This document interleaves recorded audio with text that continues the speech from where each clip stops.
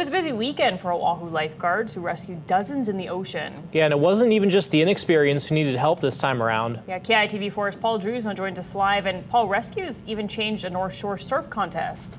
Well, lifeguards had to assist seasoned surfers at the Hui backdoor shootout, and their quick response is credited with saving a life. But that rescue has delayed the end of the event. Along with surfers dropping into big barrels at Pipeline, there were wipeouts and even nearly back-to-back injuries of two local surfers on the final day of action. Makua Rothman went down to an injury to his knee and had to be taken ashore by Hawaiian Water Patrol lifeguards. He told me he had tears in his knee that would require surgery and put him out of the water for months. Although he did say if the Eddie goes later this month, he wants to be in the lineup, injury and all. Just a few minutes after Rothman was injured, lifeguards jumped in to save Kala Grace, who initially got caught by a wave, had his helmet knocked off, and was then knocked out as the next wave slammed him into the reef. I believe it could be Kala, maybe from that first wave.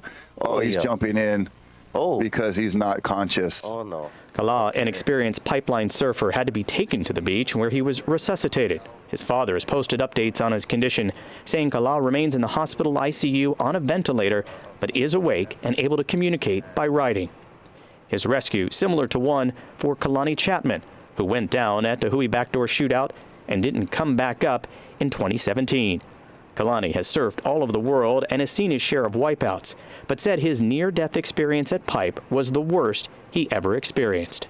You know, I've hit the reef with my face before. I've had my leash wrapped around rocks and almost, drowned. And there's a lot of different wipeouts and situations I've been in, but this by far was the most radical one that I've ever been through. Just like Kala, Kalani had been knocked unconscious and needed staples on the side of his head and stitches to sew up the back of his head. He also had to deal with the effects of a severe concussion and drowning, and that took a toll on his body, forcing him to be out of the water for many months. We'll have to wait to find out what the recovery for Kala will turn out to be.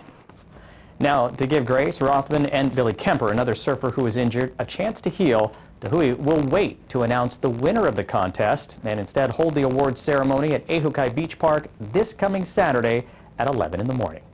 Paul Drews, KITV4 Island News.